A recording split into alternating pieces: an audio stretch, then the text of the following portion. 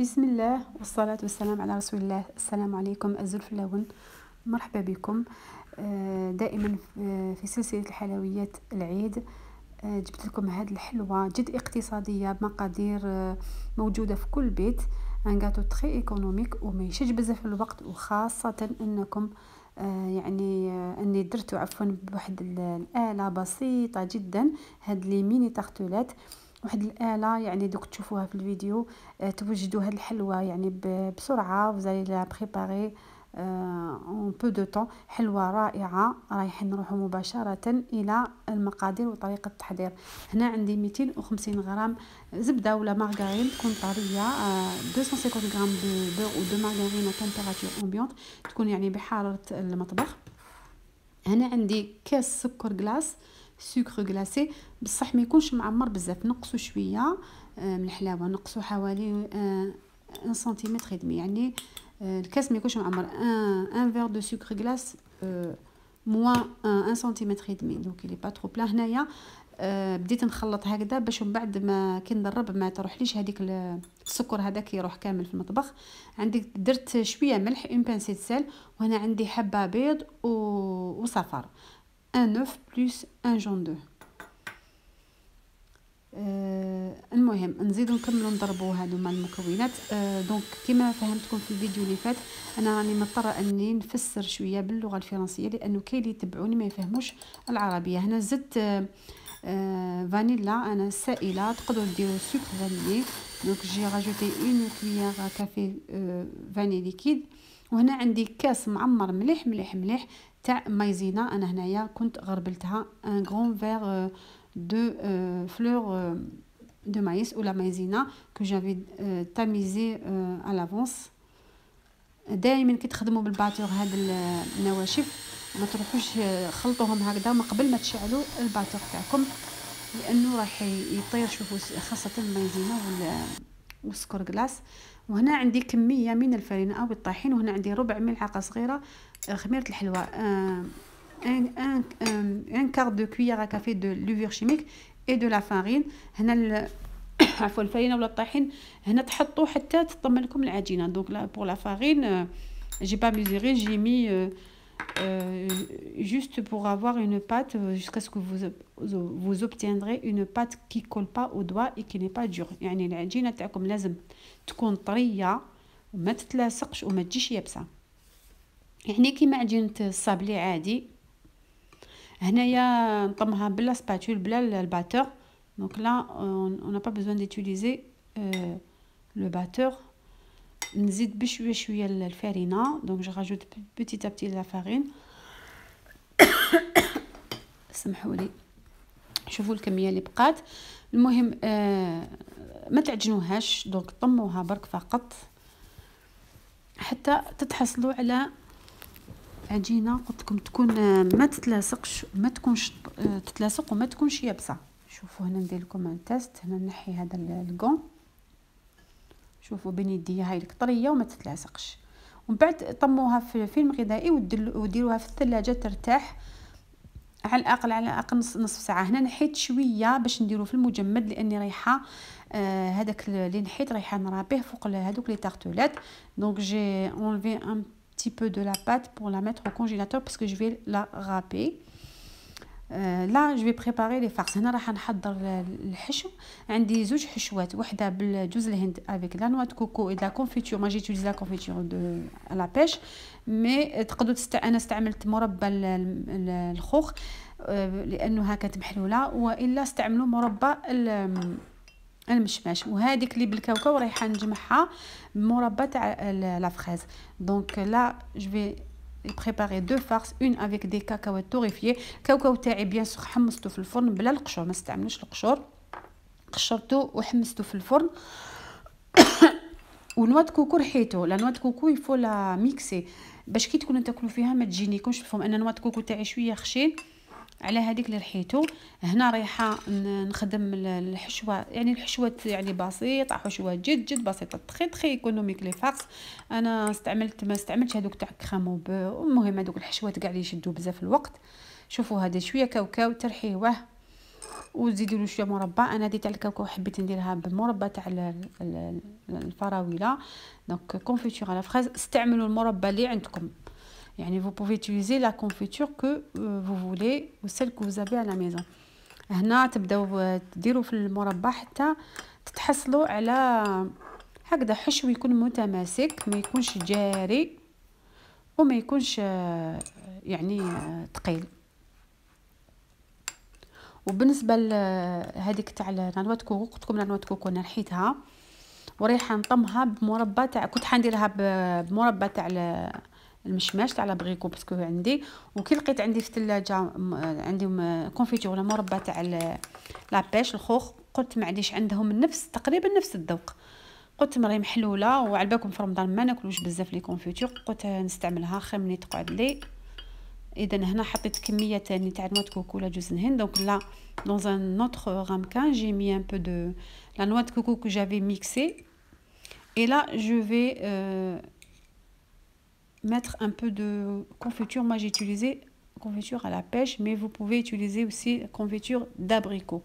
Moi au départ je voulais mettre la confiture d'abricot, et là comme j'avais la confiture de pêche au réfrigérateur, je me suis dit allez, je vais profiter la utiliser.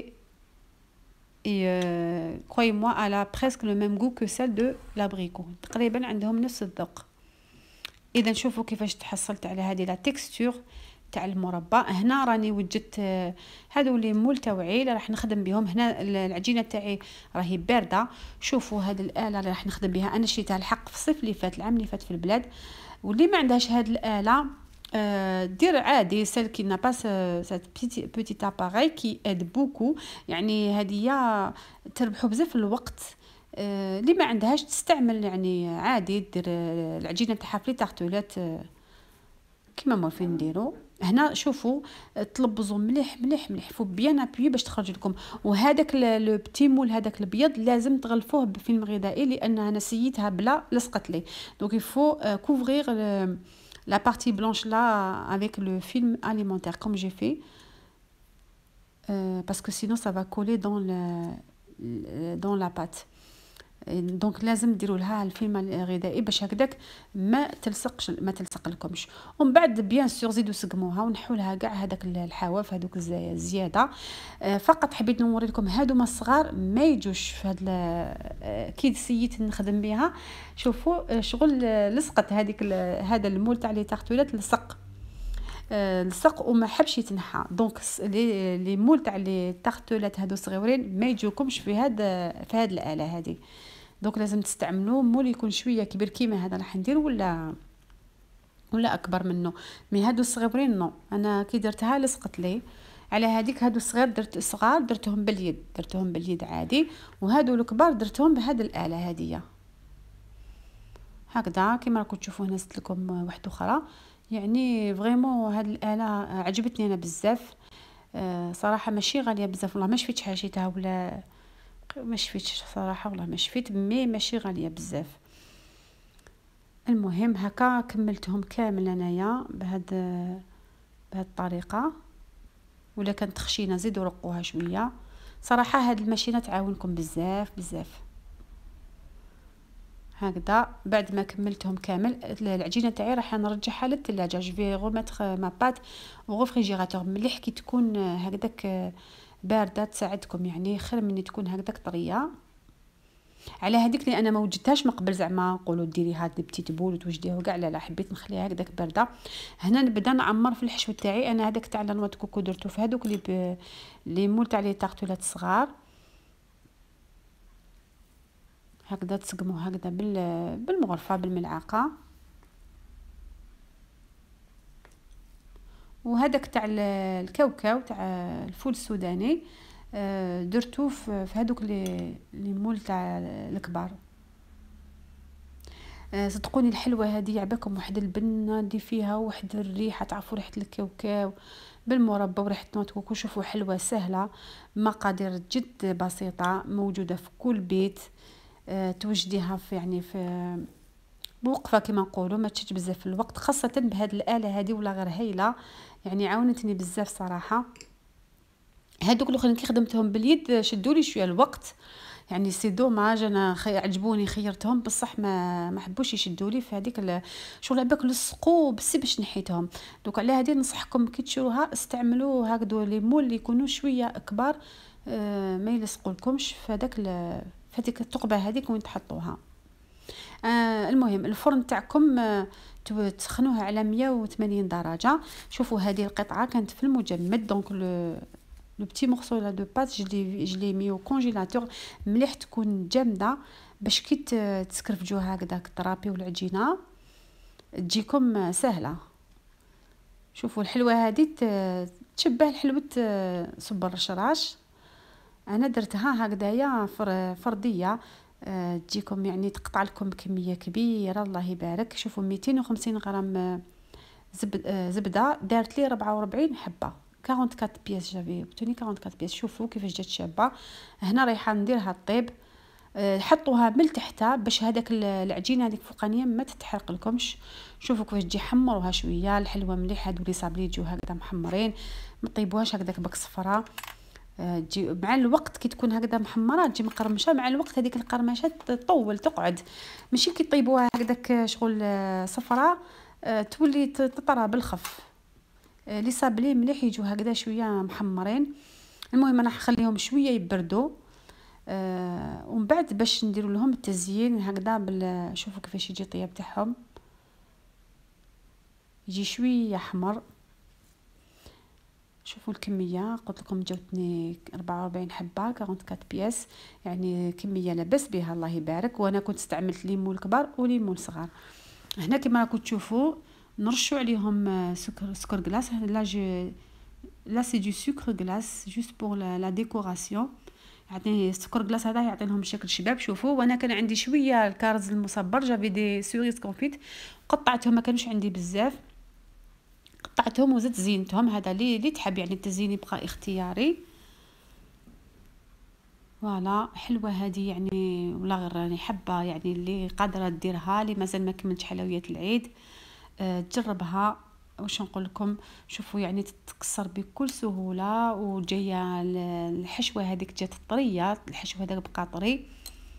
شوفوا هذا، شوفوا الطراوه شحال يعني طريه وبنينه بنينه بزاف. هذه الحلوه يعني لي صابلي يتمشاو بزاف في الاعياد.